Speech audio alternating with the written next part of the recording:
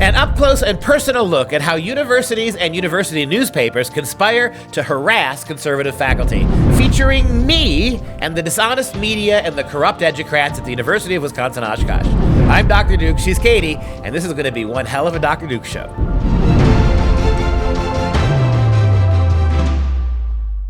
Hello everyone, and welcome to the Dr. Duke Show, the only program that keeps you educated on the craziness impacting K-12 classrooms and college campuses around the world. Today we're going to spend the entire show talking about a recent news article that called me out for harassment of students and hate speech in my university classroom based on unfounded claims from a student who simply did not like what I had to say or the books that we were reading, and how the Advanced Titan, the student newspaper at the University of Wisconsin-Oshkosh, an expose on how they do the kind of crooked false journalism, fake news. Boy, journalists get really angry when you throw fake news in their face, and then when they do fake news things, they got no answers. So I'm going to let you introduce the story. Why don't you give people a sense of what happened, Katie, the basics. Okay, so we're taking a look at an article that was written by Empower Wisconsin, and they're the ones actually doing good, conducting inactive journalism, when they published a story called Investigating the Professor, UW-Oshkosh Bias Probe Turns Biased. Now, this story is by M.D. Kittle and Josh Waldock, and it focuses on the bias that's present at UWO regarding you, Dr. Pesta. Show that picture again. Styling and profiling. When was that taken? 1936. Sounds about right. Okay. So the story that they're responding to is actually a story, as you said, that was written by the school newspaper, the Advanced Titan. And it was published on December 5th, 2019 by Joseph Schultz, the managing editor for the Advanced Titan. They wrote a story entitled Hate Speech or Big Misunderstanding. So the story that they wrote on December 5th, 2019 is about an incident from 2 years prior in 2017 about a course that you taught that was on J.R.R. Tolkien and C.S. Lewis. And so 2 years later, Joseph Schultz, the managing editor for the Advanced Titan, decides to write the piece called Hate Speech or Big Misunderstanding. And in this complaint that they're referencing is from a female student who says that you harassed her because of her gender in the class. Well, she didn't really formally accuse me of gender harassment. The Title IX complaint she filed was for political harassment. So set the stage for you. Back in 2017, I taught a course on Tolkien and Lewis, both Christian writers. We read things like the Space Trilogy by C.S. Lewis, which you've ever read. It is an overtly Christian piece of science fiction. And so to the surprise of nobody, from the first day of class, I warned those kids. I said, look, this class is an elective. Number one, there was not a single student in that class who had to take it for any reason. And we were going to be talking about Christian writers. And in order to explain what Tolkien and Lewis in particular were doing in their books, we had to talk about Christianity. And so they knew going in what this was going to be about. This is a student. She attended about less than 50% of the classes. She only turned in about 25% of her work. And by roughly the middle of the semester, I pulled her aside one of the days she actually did show up. And I told her, you can no longer pass this course. You have missed all of these quizzes that were an integral, I got 40% of the grade. So no way she could pass the course at that point. So I'm going to do you a favor. I said, you need to drop the class or else you're going to get an F. Well, she, being an enterprising little complainer, decided rather than drop the class and acknowledge what she had done or not done, she went to the university and filed a Title IX complaint. Now, this is interesting, right? These aren't just regular complaints. Student goes to my department head, complains, the department head asks me what happened. It's all resolvable, right? No. She took the Title IX route. Because ever since Barack Obama revised Title IX legislation, not even really legally revised it, after he just by fiat wrote a Dear Colleague letter and changed everything, remember that? So now kids have figured out that if they do federal Title IX complaints, that the university has no choice but to investigate, number one. They have to look into it. They can't just be something that's remediated between a professor and a dean or between a department head and a student. So now it enters the system as a federal complaint. The interesting thing about this case, though, is she actually took the time to fill out her Title IX complaint, and she accused me of harassing her politically. And so I got myself a lawyer. You don't do, my advice to you, if you get caught in the crosshairs, if you're not a liberal progressive and you get caught in the crosshairs of any investigation at a university, get a lawyer. Don't trust them. You can't trust the universities to do the right thing. And so I got one, and we immediately wrote a letter to the school saying, you can't investigate Dr. Pesta on this because political harassment is not a Title IX category. Title IX covers racial and gender and sexual protections, right? Civil rights stuff. Politics, there's not a state in the union, there's not a university in the country who actually has protections for political speech. So she spent the bulk of her argument complaining that what I was doing in class and reading these books was offensive. It was offensive. The political positions of C.S. Lewis and what she could make out of J.R.R. Tolkien were conservative and not democratic. So that as a Democrat, that offended her. This was the bulk of her complaint. She threw in some gender stuff as well, which was all anchored in the book. It had very little to do with me. So that's where we were, and that's where the investigation happened. And so basically the university eventually they found you did not harass. Well, that's even problematic. Did not harass. The bottom line is I was never formally charged. In fact, in my 12 years at this university, I've never been formally found guilty of anything that one could consider to be wrong. What happened, though, Katie, is that they botched their own investigation. By their own handbook, they botched their investigation. We were given a certain number of days to reply, but the affirmative action director who they put in charge, and let me pause for a second. This is a free speech complaint, right?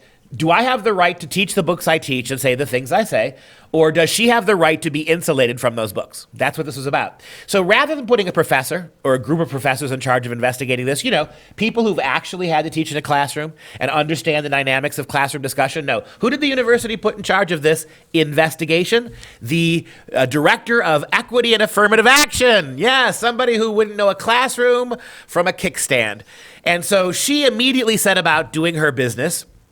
And she sent us the wrong date. She sent wrong information to us. We tried to clarify. At one point, my lawyer even called, because I had about 15 kids. The class had 19 students in it.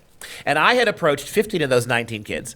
And they all agreed that they would support, that I didn't say any of that stuff, that none of the things that she reported I said in class were actually said. These were all kids who stayed in class. They didn't miss, they were there the whole time. They didn't miss multiple days. They were with me from the beginning to the end. Not one of those 15 kids ever heard anything remotely like what she accused me of saying. And I ended up getting letters from 12 of them. I could have kept going. At 12, I figured I had enough. So rather than allowing me to turn those things in, my lawyer, when we sent a note to the university saying, you can't investigate Dr. Pesta on political harassment because political harassment's not a thing, we never heard back from the university. Weeks and weeks went by. The 10 days I had to respond, we didn't respond because we were waiting to get clarification on the fact that this is not a complaint. Weeks and weeks and weeks and weeks had passed. My lawyer then called her on the phone and said, hey, are you going to respond to us? And if not, then when does the 10-day clock start ticking again, right? So you haven't responded to us. You're non-responsive, right? The time for us to submit has come and gone because you won't even address whether or not this is a legal complaint. He gets the director of affirmative action on the phone. She says, quote, we are continuing the investigation, and she hung up. Subsequent attempts to try to find out when and by what time we could submit our response then went unanswered. Complete and total crap fest over there at the university. And then they conducted so that's all we had from them. We didn't know what the next step was going to be. So apparently, within a month or 2 months of that, they went ahead and did an investigation. And this is brilliant. They didn't ask me. Didn't interview me about what I said. Didn't interview a single other student in that class, even though I had 15 of them who were ready to test. And you, Katie Patrick, you sat in on that class. You were interested in the subject, and you didn't come every day, but you came a lot of days. And did you ever hear me say anything like this? Not in the least. Not anything that she complained that happened. Did I even attack Democrats vehemently or by name? No. No. So you were there. You were one of the witnesses. You would have been 16 and you wrote a letter, right? Mm-hmm. And so you were part of this over the chain of events. So they investigated for 2 months right after hanging up on us. They didn't talk to me. They didn't talk to any of the students. They didn't even go back and talk to the student. In order to carry on their investigation, without telling me and without telling the student, they changed the complaint from political harassment to gender harassment, right? And they never even told me they did it. Right? So I had no idea what I was even responding to. So illegally, I believe, they changed it so that the university could pursue an investigation that they should have thrown out if they had any cojones. Ballless wonders, right? So they changed it to fit their own template. Then they investigated anyway without talking to didn't talk to you, none of the students, not me. And the only person they talked to was a dysfunctional former department chair, a complete clenched fist of a woman, right? Who was ideological in everything she did, who has sought to actively drive out of the profession people who dared to question her on any issue. She is a complete raving ideologue. She was the only one who was actually asked about what happened. That was their entire evidence. And in spite of that, and what this former department head did is give kind of a half-assed answer where she tried to implicate me in being violent, right? Well, Dr. Pesta is very popular among white male students. Hint, hint, he's a Nazi. And he's constantly waving his hands around, which I do. It's called being Italian, honey, right? Constantly waves his... So the implication being that I'm a neo-Nazi with a shaved head and I want to punch somebody. That was her entire contribution to this. The only one they interviewed, and still they had to conclude that whether or not Dr. Duke Pesta said that, it's likely, with no evidence, the investigator said, it's likely that Dr. Pesta said these things, but saying tacky and hurtful things are sometimes protected speech. Yeah, so that's the long-winded way, like, of how you've been dealing with this for years. And that was in 2017, okay? Yeah. And it took months and months and months to go. But it was 2019, and why? Why would Joseph Schultz, the managing editor for the Advanced Titan, poof, out of thin air, bring this up? Now, I have my theories as to maybe someone who's married to in the journalism department who, there may have been some talking at the dinner table about, we should bring up Duke Pesta again. Well, it's interesting, right? This former department head, who was the only one, wink, wink, they interviewed, her husband is a major professor in the Department of Journalism, just right? saying, yes. Just saying. No coincidences here. And I'm certainly I'm not the first one of the adversaries of this former department chair who found themselves dragged through the pages of the Advanced Titan. So in other words, you got a couple of professors, one who's married to a big player in journalism, who are using the Advanced Titan, among other things, to formally out and attack their enemies. Yeah, so again, this was December 5th, 2019, when this article was written by Joseph Schultz, who had nothing to do with it and wasn't even writing for the paper at the time of the incident, but just got put on this. So instead of Joseph Schultz interviewing the students in the classroom, just like the university failed to do, they didn't talk to me, they didn't talk to anyone else.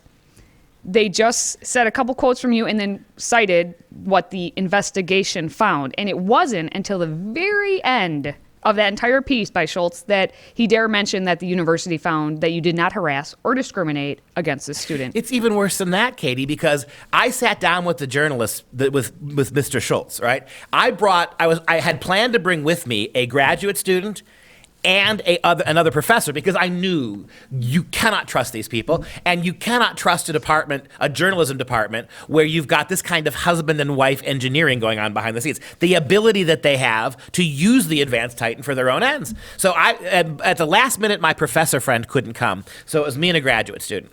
And she saw me. I handed to this reporter a dozen student letters from 3 and 4 years ago. I handed it and said, hey, look, I don't care if you want to come after me. I don't care if you want to slant this article, but you have to ethically mention that the complaining student was one voice who almost never attended classes, and I've got my grade book. I can prove this. She almost never attended classes. She failed everything she tried in terms of by the time I told her to leave the class, she clearly had failed it overwhelmingly. I have proof of that. Wasn't interested in seeing that. He never mentioned that you had one complaining student and letters from 12 other kids in the class who said it never happened. So there was no attempt whatsoever to point out that there was exculpatory evidence. That yes, the student had the right to complain, and yes, the student's entitled to her opinion, but I have 12 other students in writing and another 4 who will write for me if you just want to look at this. In fact, the very day I sat down with him, I said, I can get you phone interviews right today with these kids. utterly not interested. He did say to me, and the graduate student heard him, right, that he would definitely account for these other students in the article. Not a single mention of them. Well, Empower Wisconsin did do their journalism, and they actually called up prior students of yours, and they talked to them. So, and boy, how easy was it, right? So Matt Kittle, who's the big chief over at Power Wisconsin, it's a really great website. He took on this story, right, as somebody who cares about, and we're going to be talking to Matt here at the end of the program, but Matt's somebody who cares deeply about journalism and what's happening to it. He took on this story. This is really interesting. These brave student journalists and their brave faculty enablers who are crusaders for the truth, not one of them would talk to Matt Kittle. The funny thing that is, if you think you did this right, when I protested to one of the student editors above Mr. Schultz, Carter Uslabar, who was in my class, I protested this with Carter. I said, look, I'm not asking to be exonerated. I don't expect you to treat me fairly. But to not mention, all you have to do, all they would have had to have done, and I would have been happy with it, is have one sentence in the article that said, a number of students in the class disavow what the student complained. That's all they did. They couldn't do it. So when I wrote to the student in charge over Joseph Carter, I said to him, you don't have to exonerate me, but this is not right. I said, what are you going to do about this? He wrote back to me and he said, you can write an op-ed if you want. Yeah, right. I'm going to send my own little letter in and watch the advanced Titan who just did to me this publish it. So he said, you can write an op-ed if you want, but I'm sticking with the story because it's well written. It's well written, Katie. I wrote back and said, so it's good to know that the advanced Titan now believes that well-written stories are also dishonest and deceptive stories. Because however else you frame this, look, go ahead. If you're listening there and you think, I must be guilty of these charges, fine. You're entitled to that. But you cannot deny the fact that clear evidence to the contrary was denied. And that's what you call fake news. That, my friends, is what you call using journalists to establish a narrative that fits your political preferences. And I begin to wonder, because, all of these student reporters have pressure from above, right? The journalism professors who are above them, who are going to have to write them letters for graduate school, who are going to have to recommend them down the road for jobs, who are also, as we've already seen, not neutral players in this. Right? You wonder where the power base came from above, but this is fake news. You would think 20 years ago, I will say this, and we'll bring Matt on in a little while to talk about this, but 20 years ago, even if you were a radical left-wing journalist, you would not have allowed this to run in your paper. You would have said this is unacceptable to exclude this kind of evidence. Not only did I give that evidence, all those student letters, to Joseph Schultz, I gave it to Carter Uslabar too. And not a single acknowledgement anywhere in this process that one person's voice versus 12.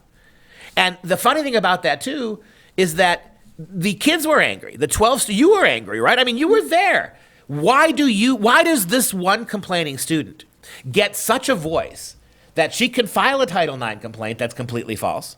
It can be proved that I didn't do it. That's what the university decided, right?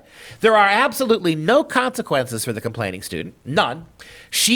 Her name must remain completely out of this. You can't even point out that she did it because she's protected. Meanwhile, along comes the advanced Titan and turns that situation into it's a he said, she said. And go back, if you will, to the title of the article, right? Can we show that again, Mike? Hate speech or big misunderstanding. Let me give you an example of what I mean. That right there shows you that this is fake news. Because there's a third option. Either it's hate speech. So in other words, if I said the things that she says I said, then clearly I engaged in hate speech. How come no one else in the class saw it? How come no one in the class remembered it? You think if I'm saying the kind of outrageous things that she says that I said, somebody else would have been bothered by it, or at least remembered it? Nobody did. Hate speech or a misunderstanding? No, it's not. There's a third option. And the third option is the students lying. And when you've got one student making up outrageous claims so outrageous that the idea that nobody else remembered them is implausible. But then you ignore the fact that you have a half dozen kids who disavow her. That's the definition of fake news. The answer to that title is, right? Third option, student could just be lying. But in the way they titled it and the way they wrote the article, that was never, ever, ever going to be a possibility for the advanced Titan. Well, I want Empower Wisconsin to get some credit and actually to hear from some of the students who did defend you. We have Daryl McCulley, who is a middle school teacher in Beaver Dam now, and he said, because he had read the Advanced Titan article, and he said, from what I read in the article, none of it was actually said. From what I read, and Daryl's he's one of the good ones, right? And you went through the education program with Daryl. Mm-hmm. Daryl now is teaching. He's doing a great job, but that's exactly right. From what I read in the article, the accusations, none of it was actually said. Thank you, Daryl. What else? We have Matt Conan, who says, I think Dr. Pesta represented the works to the best of his understanding of the views of the authors and their take on religion and philosophy. I was never offended or upset by any of the material. And Matt is a good kid because he's an atheist, and he did not agree much with the political philosophy of Lewis and Tolkien. But here's somebody who is articulate and has his own worldview that does not correspond to the authors, and he had no issue with the way I presented them. And he also recognizes, right, that I was simply teaching what the books had said. And then we have Andrea Toms, who is currently a UW Oshkosh master's degree student. And full disclosure, she is the graduate student who I brought with me to keep an eye on the reporter. She's African-American and female, and at some point, some enterprising student, a journalist, or maybe a journalist, because that's going to happen, is going to talk to Andrea about her experiences in the English department as an African-American female and how much the progressives in that department have treated her like a token. Well, as Andrea said to Empower Wisconsin, she says, if I'm being frank, it's all extreme bullshit. She says, if I, in any way, shape, or form felt Pesta was bigoted, why would I continue to take the classes with him? She's had 6 classes with me, all right? 6. So she's heard me speak in all sorts of different formats over 6 classes, and she's never heard any of that stuff. And she was there, and she, in Matt Kittle's argument, she was there. She saw me hand all this information to the student reporter, Joseph Schultz. She heard Schultz say, after we had done talking to each other, that he would quote-unquote account for this stuff. Didn't do it. All right, and I want to end with this paragraph that Empower Wisconsin wrote in the article. It says, Pesta has been a staunch defender of the First Amendment and a pointed critic of the blocking of expression by liberal institutions in the name of political correctness. His student ratings are among the highest on campus, and he is a nationally recognized voice in academia and conservative thought. The students who spoke with Empower Wisconsin say Pesta keeps his politics out of the classroom while challenging his charges to think critically. There was a time when that's what teachers were supposed to do. Now, thank you, Advanced Titan, for exposing the fact that that's not what we expect our professors to do. We expect our professors to coddle and develop the liberal, progressive sensibilities of our students, to cater to them. Doesn't matter how many offended conservative students there are. Doesn't matter if religious conservative kids, Christian kids, are offended by the left-wing tilt of university. That doesn't matter. They don't count. What matters is one gripey liberal, right, and the wheels of motion kick in, right? And you got former department heads making pseudo claims of neo-Nazism and waving one's hands, and then you've got the student newspapers, right? As many people have pointed out to me, the story was written before the reporter ever sat down to talk to me. It was just too juicy, right? Is it a hate speech or is it a misunderstanding? And that's the lie, right? There's no way you could misunderstand it. If I said those things, there's no misunderstanding. And if I didn't say them, there's no way you could pretend that you think you heard them. Right? It's either I'm lying or she's lying. There's one erratic student who I can demonstrate through the grade book never came to class and was failing. And then you've got 12 kids immediately writing letters and another 5 who would have. But no mention of any of this. Let's wrap up today's show by speaking with Matt Kittle, who is the author of the piece that Empower Wisconsin did. I'm joined today for this last segment by Matt Kittle. Matt Kittle is the executive director of Empower Wisconsin. And Matt, you've been a journalist since you're about 15 years old. Many of your articles appear under the pseudonym M.D. Kittle. And so you've had a long career doing this, and you're the one, and I'm really grateful to you, who saw what was going on at the Advanced Titan, recognized what we were doing, and that then wrote an article on my experiences, wrote an article about what's happening there. And the first thing I wanted to ask you, talk a little bit about researching a story like this. I guess you're not surprised that even campus newspapers will engage in this kind of shoddy practices. No, you're absolutely right. And I think some of the comments show that on the story. I think they're dead on, that unfortunately we're seeing too much of this kind of training, this manipulation of news or the narrative, and hence that's why we have the state of journalism, unfortunately, in too many places today. It's CNN and Washington Post and MSNBC, all of those sorts of things, particularly places that are supposed to be right and training grounds that are supposed to be unbiased, nonpartisan, totally objective.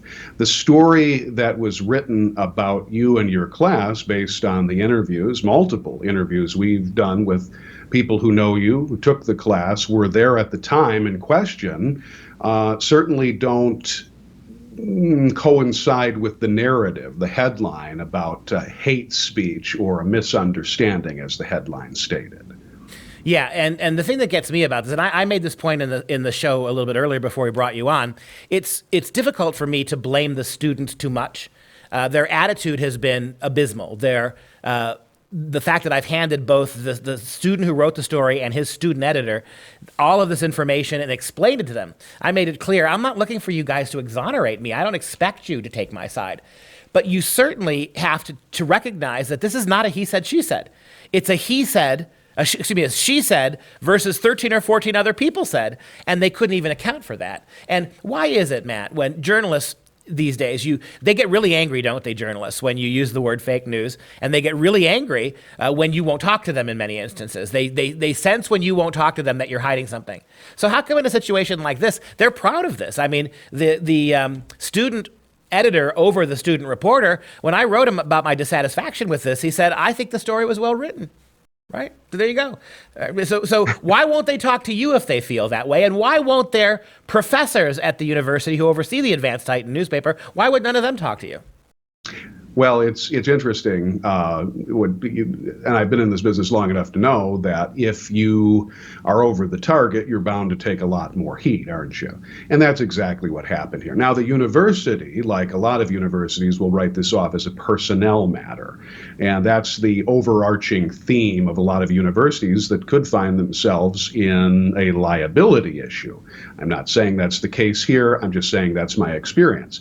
As far as the student goes, the newspaper, the editor, and the people who oversee that student newspaper, the fact that they didn't want to stand by their story or at least even offer a comment on it is concerning, to say the least, because they put a lot of time and effort in this story. They certainly put some time in the headline of that story. Where they didn't seem to put the time is corroborating with a number of students who were in your class and other things on the record. And that's unfortunate all around. It is, especially when you consider the fact that not only did I hand both of them, I emailed the managing editor, I handed the student reporter all those documents. I actually emailed his student boss all those documents. Not a word, not even a comment on those things. And so let me ask you to just imagine with me for a second. So we have a situation like you described here. What do you have to be thinking when you know that there is exculpatory information that, you know it's there. You know that the very day I gave them the student reporter this information, I said to him, Joe, I can get you interviews on the phone today. I've got a number of these kids who are eager to talk. What I can't get around is how they're willing to, it's not really even about me. Why are you willing to silence the voice of 12, 13, 15 other students who saw something completely different and put your full faith and force in one student complainer? How do you square that circle if you're a progressive journalist? Because you're a progressive journalist. It doesn't fit the narrative, right? The story is what it is. Listen, I hope that the journalist went into the story just as any investigation, and I think attorneys will say the same thing. You go into it, you have some idea of what's going on, but the field is open, it's wide open, and that's why you ask questions. And there's a natural curiosity that should be there. If a dozen students in a class that took that class have a different one individual who complained, and we know that individual missed a majority of your classes based on the record, well, you probably should talk to those folks at the very least. And after you talk to them, as I did and my colleague, Josh Waldock did, we started to see a pattern there. And that pattern is very important in terms of corroboration or negating a lot of things that may have been said in that complaint. Here's another problem, and you probably already touched upon this. You know this as the individual who was the subject of that investigation. You are not exonerated in that story until the last two graphs of it. That's very problematic. Right. They wait till the very end after they do a pretty good job of suggesting that I'm full of it, right? I mean, why would any student make this up, right? If we've just got the professor and this one student, what would be in it for her for making this up, right? Ignoring all the other kids.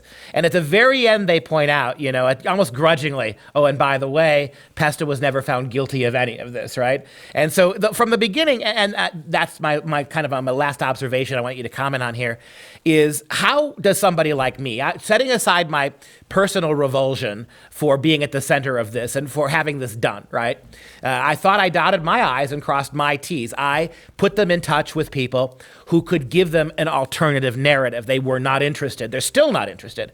What gets me, though, is that at some level, don't they have to know, and don't their student advisors have to know, the professors, that this is creating a narrative. It's not reporting on one. I believe this. 20 years ago, you may have been the most liberal professor overseeing a group of kids, student journalists, but you still would not have let this fly. You would not let a story like this fly because it is so obviously flawed that you didn't bother to do your due diligence. Is this the brave new world, even when we're teaching kids on college campuses to be journalists now, that you can actually avoid and ignore evidence that makes the wrong political point? Yes, it is, Aldous Huxley. Yes, it is. I'm afraid that's the short answer to the question. I mean, I have been in the newspaper business, online journalism, and radio broadcasting, reporting and radio broadcasting for 30 years. It's amazing just to say that out loud, knowing it is enough.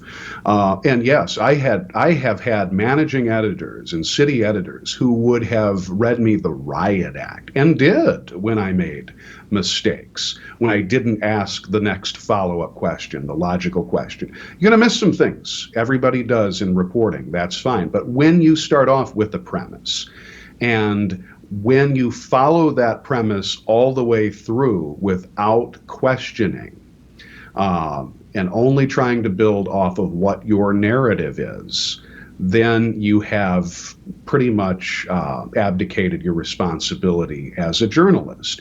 And kids in school, young people in school, have to learn that lesson. Unfortunately, they're learning the opposite lesson, as you said, and the evidence is in what we're reading. And so often we don't see the other point of view. And too often that other point of view is the conservative side, or the side that doesn't always fit the afflict the comfortable and comfort the afflicted narrative of the left. Well, I mean, it's been a sobering experience for me, and I don't think it's done yet. Rather than talk to you, the student journalists, rather than their faculty enablers talking to you, they're doing more open records requests on me. So what their target here is to go take this further now. So looking forward to that. Your article, I'm grateful for it. Thanks for writing it. This is Empower Wisconsin. Check it out. And it's already been picked up, this article, by Town Hall. And I think there may be others down the road who'll pick it up as well. So thank you for being an actual journalist and for taking on this story. So the moral of the story, kids, first of all, I want to thank you for being with me. This is not a usual story. It's a very personal story. It's a very recent story. But I think it's really good for you to know how universities go about doing what they do. How universities and their adjuncts, these almost exclusively liberal on-campus news sites, go about skewing and fishing and misrepresenting stories. It's a shame. There's so few conservatives on college campuses that this is what goes on with them. I maintain what I said before, that if this were a very conservative kid who was filed a complaint against a very liberal professor, this wouldn't even have made the news at the Advanced Titan. And if it did, it most certainly wouldn't be handled the way that it was. The big takeaway from me is now you have a better sense why journalism has become corrupted, why journalism is viewed almost lower than even Congress in terms of the approval of the American people. Because it is a sacred thing, it's a First Amendment sacred thing, to have a press whose job it is to get to the truth. And as we see at the Advanced Titan, the purpose is not the truth. The purpose is not to find out what happened and then to go for and let the reader decide. The purpose of what the Advanced Titan did, and may still yet do again in another story down the road, is to convince you of a narrative they have in mind. And that narrative is that any professor who's not a liberal, any professor who engages in speech or teaches books or approaches texts from a conservative or Christian or traditional background has to be a troublemaker, has to be offending kids. The student journalists can't get beyond that, and it's a shame that their enablers at the professorial level seem to be okay with these kind of smears as well. And that will put a nice little bow on Dr. Duke's woes. If you like the show, please help us keep others educated by sharing this episode with your family and friends on Facebook, YouTube, Twitter, Parler, or, basically any other way you can share this show. Next week is the start of enrollment at Freedom Project Academy. For years and years and years, you've heard us call out the craziness taking place in public schools.